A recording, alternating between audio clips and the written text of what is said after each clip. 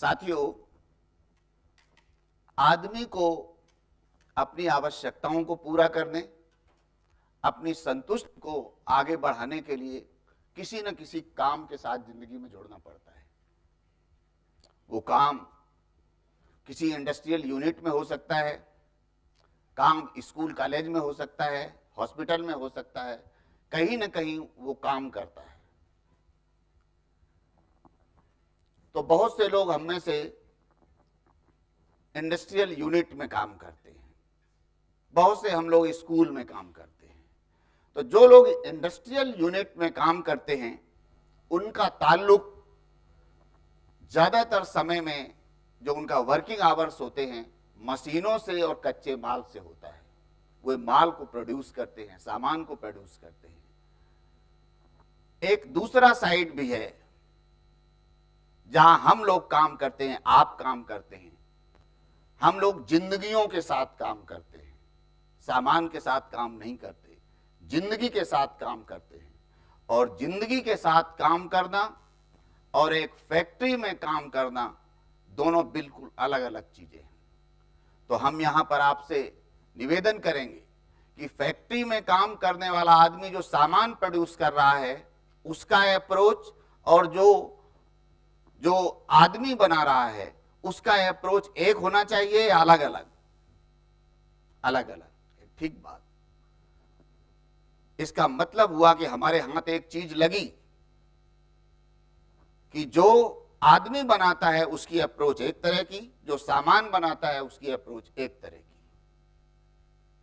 दूसरी बात,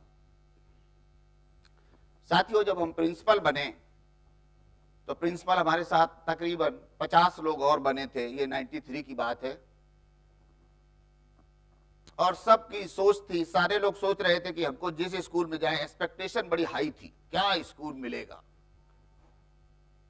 स्कूल मिलेगा वहां पर बच्चे बहुत अच्छे होने चाहिए, अध्यापक बड़े बढ़िया डेडिकेटेड होने चाहिए, इंफ्रास्ट्रक्चर जबरदस्त होना चाहिए, ऐसा सब सोच रहे थे। लेकिन जब स्कूलों में पोस्टिंग हुई और गए तो पाया एकदम एडवर्स सिचुएशन।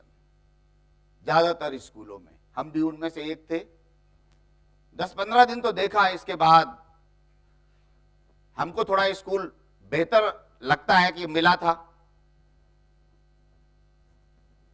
तो हमने एक काम शुरू किया।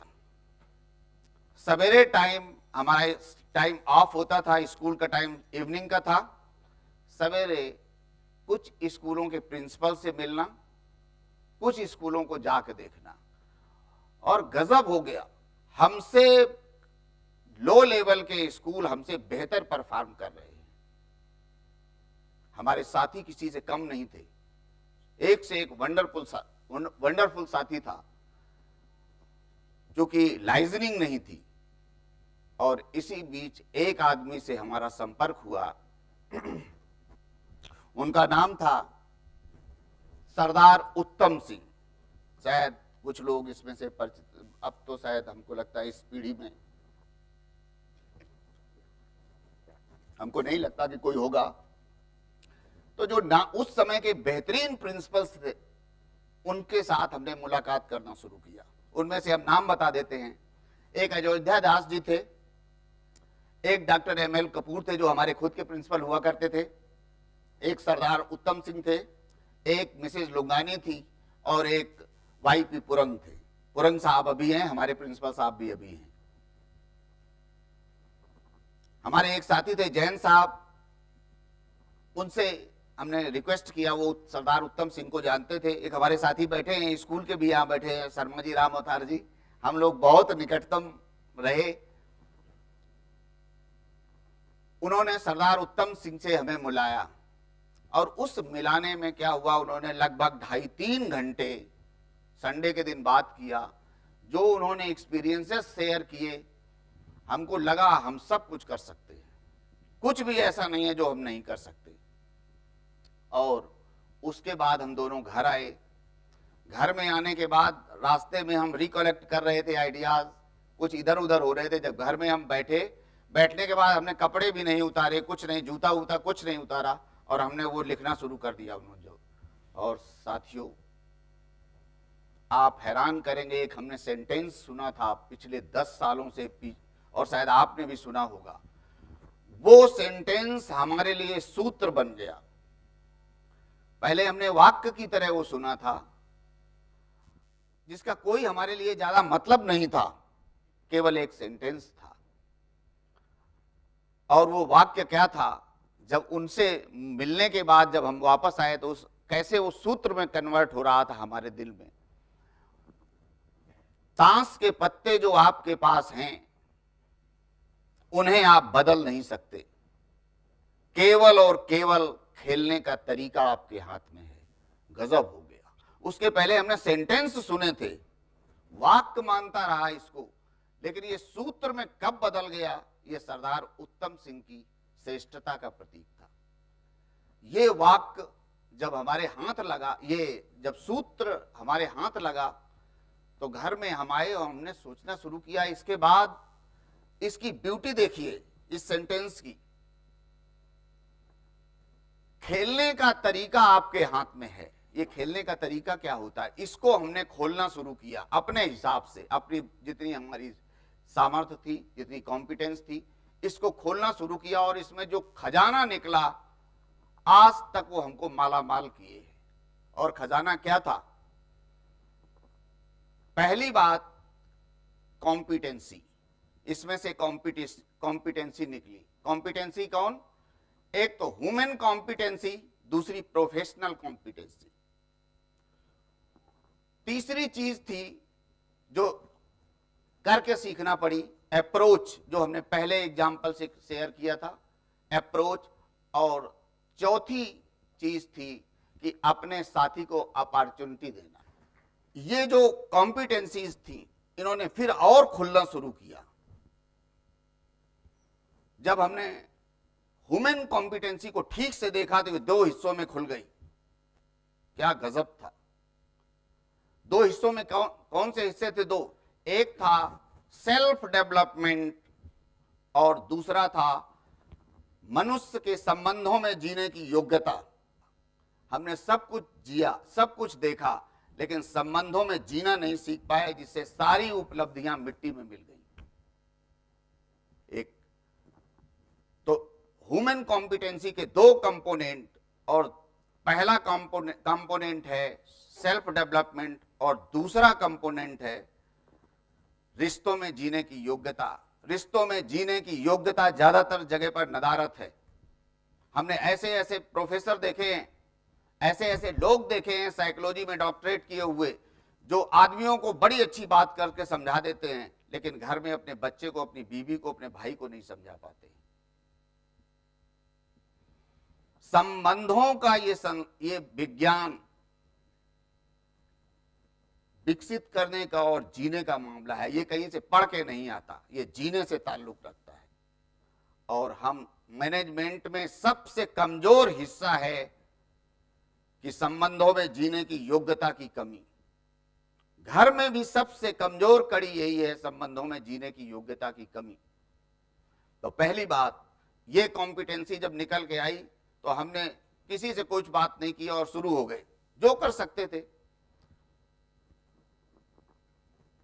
दूसरी कॉम्पिटेंसी पर थोड़ा बहुत विचार होता है, बात की जाती है, डिपार्टमेंट भी मदद करता है, प्रोफेशनल कॉम्पिटेंसी। तीसरी चीज है अप्रोच। अप्रोच कभी कभी ऐसा होता है, हम सब कुछ इरादा सही है, सब कुछ सही है, लेकिन हमारी अप्रोच गड़बड़ होने से हम जगह पर नहीं पहुंच पाते।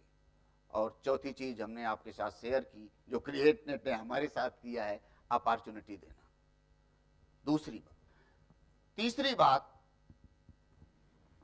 जो हमको लगता है यहां शेयर करना जरूरी लग रहा है, पहले हम इसको ड्रॉप कर रहे थे, क्योंकि हमारे साथ एक प्रॉब्लम यह है कि हम कभी भी याद करके नहीं बात कर सकते। हमारे सामने चीज होती है, वो हम आपके सामने शेयर कर रहे होते हैं। सीधे सीधे चीज है, उसको हम देख रहे हैं और आपसे बात कर रहे हैं, शेयर कर रहे हैं। तीसरी बात है, हमारे जब हम लोग काम करते हैं या जब व्यवहार करते हैं, तो हम लोगों के साथ में एक हमेशा सबके साथ में समस्या आती है। ज्यादातर लोग समस्या से परेशान होते हैं। असल में समस्या, वैसे हम आप लोगों से निवेदन करेंगे, समस्या से परेशान होते हैं कि नहीं? होते हैं कि नहीं? नहीं होते हैं ना? होते हैं, ज्यादा होते हैं। समस्या से साथियों परेशान कोई नहीं होता। सल्यूशन की जब कमी होती है हमारे पास, तब परेशानी होती है। समस्या से कोई परेशान नहीं होता, समस्या तो हमारे लिए अपॉर्चुनिटी होती है। समस्या से परेशान नहीं होते, हम होते हैं जब हमारे पास सल्यूशन नहीं होता। सल्यूशन कब नहीं होता? जब हमारी योग्यता में कहीं कमी होती, कॉम्पिटेंस में कहीं कमी होती, अप्रोच में कहीं कमी होती, तब नहीं होता। वैसे समस्या हमेशा बाहर होती है, सल्यूशन हमेशा अंदर होता है। सल्यूशन, प्रॉब्लम देखिए, प्रॉब्लम एक स्थिति है जो एंटी सिचुएशन जिसको हम कहते हैं, एक ऐसी स्थिति है जो हमारे फेवरेबल नहीं है, तभी वो समस्या बन गई। अगर हमारे फेवर में है तो समस्या नहीं है। अगर ऐसी स्थिति जो हमारे लिए विपरीत है, वो हमारे लिए समस्या कहलाती है। अब अभी तक हम क्या करते थे, जब बाहर समस्या होती थी और समस्या से हम परेशान होते थे, तब कहते थे देखो हमारे साथ होना था, हम ही को चुनते हैं हमेशा, अगर ये पहले बता देते तो तैयार होके हम ना जाते। तो हमको लगा कि परेशानी में परेशान करने का दम नहीं है अगर हमारे अंदर कॉम्पिटेंस है। परेशान तब करती है जब हमारे योग्यता में कमी होती है। अगर हमारी योग्यता ठीक होती है तो प्रॉब्लम परेशान कर ही नहीं सकती, उसमें दम ही नहीं है। हम एज ए मैन हमेशा सल्यूशन फोकस्ड रहे हैं, हमको प्रॉब्लम नहीं दिखती, हमेशा सल्यूशन तैयार रहता है। साथियों, चूंकि हमने एजुकेशन में काफी लंबी यात्रा की, एक अध्यापक पीजीटी से शुरू किया था और डिप्टी डायरेक्टर तक, और काफी लंबा समय, हमको लगता है 5, 6, 7 साल रहा। इस दौरान हमने कुछ स्कूलों का विजिट किया, कुछ दूसरे जो स्कूल नहीं थे वहां का भी हमने विजिट किया, और वहां एक बहुत गजब की चीज मिली जो बड़ी नकारात्मक थी लेकिन बड़ी गजब की चीज थी। क्या था कि ज्यादातर स्कूलों में और ज्यादातर यूनिट्स में स्टाफ का जो सबसे कॉम्पिटेंट आदमी होता था या होता है, वो चेयर के खिलाफ होता है। आपने कभी अनुभव किया? स्टाफ का सबसे कॉम्पिटेंट आदमी अथॉरिटी के, उस स्कूल के हेड ऑफ द स्कूल के खिलाफ होता है। किसी भाई ने नोटिस किया? ये नहीं किया? किया? हमने एक स्कूल देखा तो हमने कहा चलो संयोग होगा, दूसरा स्कूल देखा तो फिर हमने कहा चलो और थोड़ा बहुत सही। जब हमने कई स्कूल देखे तो हमको लगा नहीं, ये कोई नियम है, ये कुछ गड़बड़ है जिसकी वजह से ये हो रहा है। और गजब की बात ये है कि स्कूल में सब कुछ ठीक ठाक चल रहा है और वो आदमी, चूंकि उसमें टैलेंट है, एक्सपर्टीज है, और प्रिंसिपल उसको स्पेस ही नहीं देता। सबसे बड़ा गड़बड़ है, प्रिंसिपल उसको स्पेस नहीं देता, उससे शेयर नहीं करता, उसकी कॉम्पिटेंसी का फायदा नहीं उठाता, क्योंकि प्रिंसिपल या जो हेड ऑफ द स्कूल है या जो हेड ऑफ द इंस्टीट्यूशन है, उसको अपनी पहचान का हमेशा खतरा रहता है। वो सोचता है अगर ये हमारे बराबर आ गया तो मेरा क्या होगा। अगर वो चाहता तो ये अपनी ताकत बना सकता था इसको, और वो दो हो जाते। हम लोग जब स्कूल में जिसमें काम करते थे, हम एक टाइम में कम से कम 6 प्रिंसिपल थे। एक time, at a time 6 principal. हमारे एक साथी बैठे हैं, उनमें से एक प्रिंसिपल ये भी थे, रामोतार शर्मा जी। 6 प्रिंसिपल थे एक साथ में, हम लोग 6 प्रिंसिपल थे, और उन 6 प्रिंसिपल, और हमको कुछ करना ही नहीं होता। उसमें हुआ क्या, चमत्कार क्या हुआ, प्रिंसिपल जिस आदमी को अपना प्रतिद्वंदी समझता है वही आदमी उसका मददगार भी हो सकता है।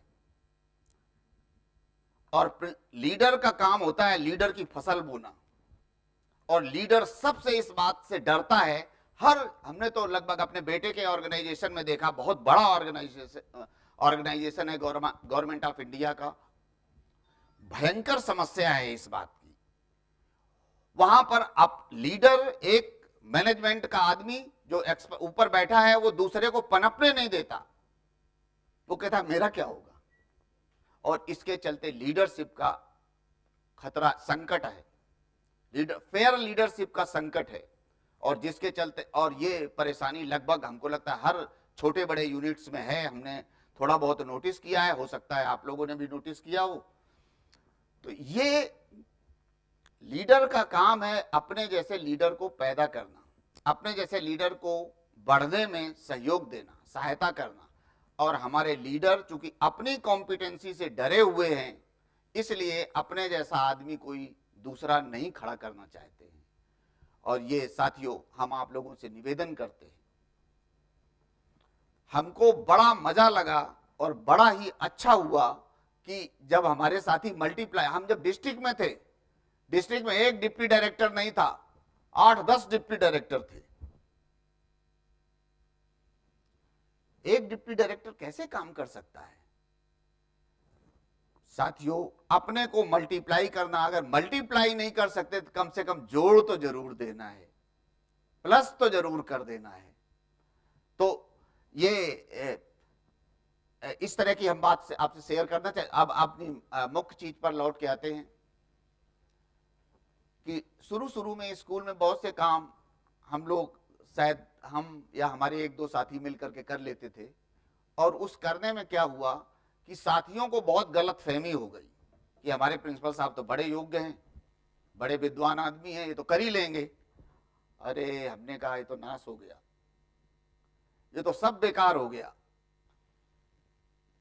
हम वापस मेंटल पूरा सेटअप पुराना वाला लाए, और लाने के बाद में हम लोगों ने तय किया कि कोई भी स्कूल की प्रॉब्लम ये आदमी हल नहीं करेगा, हम सब करेंगे। स्कूल की कोई भी प्रॉब्लम ये आदमी हल नहीं करेगा। और हम छोटी छोटी बात को लेकर के, कोई स्कूल में होता था, साथी लोगों को बुलाया, बात किया, उनमें से हमसे कई साथी वो बात करते थे जो हमारे दिमाग में नहीं थी। एज ए प्रिंसिपल हम नहीं सोच सकते थे, उन्होंने सोचा, बेहतर सोचा हमसे, उसको जोड़ते थे, मिलाते थे, और कहते थे अब लागू करते हैं, आप ही लागू करो। लागू होती थी, उसका रिजल्ट आता था। तो ये होता था कि सब देखो, तुम कहते, आप लोग कहते थे कि आप लोग नहीं कर सकते, आप ही ने किया, ये आप ही हो एक लोग जो कर सकते हो, ये मेरे बस की बात नहीं है, आपके बिना हम अधूरे, मेरी ताकत आप हो, आपके बिना इसकी ताकत कुछ जीरो है, आपकी ताकत से ही हमारी ताकत बनती है। और साथियों ने जो कमाल किया, हमको लगता है हम उनके सामने नतमस्तक हैं। कभी भी, क्योंकि अब ज्यादातर साथी यहाँ नहीं है, हमारे कोई भी नहीं है यहाँ, तो एक को छोड़ करके ज्यादातर साथियों ने जो सहयोग दिया, जो सहायता किया, उसके लिए हम उनका धन्यवाद भी करते हैं। एक हमारे साथी थे, हमको लगता है एक हमारे साथी थे, हम स्कूल में जो एक्सपीरियंस है, हम केवल कुछ थ्योरी नहीं बता पाते ना, हमको जानकारी है। एक हमारे मित्र थे, अध्यापक साथी थे, वो कुछ केमिस्ट्री पढ़ाते थे, हमारे दिमाग में आज फिजिक्स चल रहा, पता नहीं क्यों, केमिस्ट्री पढ़ाते थे। एक गार्जियन है, उन्होंने कहा कि मेरे को फला शख्स से, अध्यापक से मिलना है। हमने कहा बताओ, बात बताओ। बोले बात क्या, वो ठीक से नहीं पढ़ाते हमारे बच्चे को। तो हमने कहा हमसे काम चलेगा क्या? बोले नहीं, आपसे कैसे, हम तो उनसे। तो हमने कहा अब की बार आप हमसे कह दो, अगली बार उनसे कहना। उनको संतुष्ट किया, वो चले गए। हमने उस अध्यापक से बात नहीं किया, बिल्कुल नहीं किया। शाम को छुट्टी के समय हम लोगों का एक टाइम था, छुट्टी के बाद हम लोग बैठते थे, कम से कम 2-3 आदमी छुट्टी के बाद, और 8 बजे तक बैठते थे, जिस पर यही चर्चा होती थी। साथी हाजिरी लगा रहे थे, अब वो आए साथी, हमने कहा साथी क्या कल बात हो सकती है? बोले हाँ सर, आज क्यों नहीं? हमने कहा आज तो दूसरे साथी बुक्ड हैं, वो कह आज उनका नंबर है, आप कल बात कर लेंगे। तो बोले ठीक है, कल बात करेंगे। कल जब बात हुई तो हमने कोई बात नहीं की वो जो हमारे उनके बारे में कही थी। हमने क्या किया, साथी जब अध्यापकी आप ही लोग पढ़ाते हो तो पढ़ाने का डिसीजन भी आप ही लोग लो। हम क्यों कहने, हम कौन होते हैं कहने वाले सिलेबस इतने समय में पूरा कर देना है, ये टेस्ट इस दिन लेना है, ये टेस्ट उस दिन करना है। हमने कहा हम पढ़ा तो सकते नहीं, आप ही को पढ़ाना है, तो डिसीजन भी आप अपने लें, हम आपको एम्पावर्ड करते हैं, डिसीजन भी आप लें। तो बोले ठीक है सर, डिसीजन लेंगे, लेकिन हमको इतनी जल्दी पता नहीं चल रहा है बात। फिर हमने एक हमारे साथी थे जो इस समय वो रिटायर्ड प्रिंसिपल होकर रिटायर्ड हो गए हैं, उनको हमने संपर्क किया, और संपर्क करने के बाद में कहा कि भाई कैसे कैसे बनेगी बात। दूसरे तो उन्होंने कुछ, हम लोग दोनों बैठे और उनको बुलाया। बात क्या थी, उनसे कहा कि ये बताओ, हमारे यहाँ कुछ लोग पीजीटी पुराने हैं, नए हैं, सब्जेक्ट कुछ कम होगा, आप बताओ कि कौन कौन से चैप्टर हैं ऐसे, जैसे आप भी अपने लिख सकते हो, और आपको ये काम दे रहे हैं कि सारे अध्यापकों से पूछ लें कि उनके क्लास में, उनके सब्जेक्ट में कौन कौन से चैप्टर ऐसे हैं जिनको उनको पढ़ाने में दिक्कत आ रही है, आप अपना भी लिख लेना, और ये हमको 4-5 दिन में मिल जाए। 5-6 दिन में उन्होंने लाके दे दिया, और उन्होंने अपना भी लिखा। हमारे कोहली साहब एक अध्यापक थे, उनके संपर्क में हमारे स्कूल के, जहां हम पहले पीजीटी थे, हमने उनसे निवेदन किया और उन्होंने उनके साथ बात किया। 4-5 दिन बात करने के बाद बढ़िया हो गया सब कुछ। उन्हें कुछ पता नहीं, 3 महीने के बाद सेम आदमी स्कूल में आया और बोला मैं उस स्कूल अध्यापक से मिलना चाहता हूं। तो हमने कहा आज फिर कोई नई आफत आ गई। हमने कहा बताओ। बोले उस आदमी ने तो बहुत बढ़िया पढ़ाना शुरू कर दिया है, उस आदमी ने तो बहुत बढ़िया पढ़ाना शुरू कर दिया। तो हमने कहा आप उनसे मिलना चाहेंगे या हमसे बात करके चले जाएंगे? बोले अगर आप कहेंगे तो मिल ले। हमने कहा जाओ, मिल के आ जाओ। जब वो मिलने गए तो उन्होंने उनको बताया कि भाई सॉरी, हमने आपकी शिकायत की थी। उनको पता नहीं कौन सी शिकायत।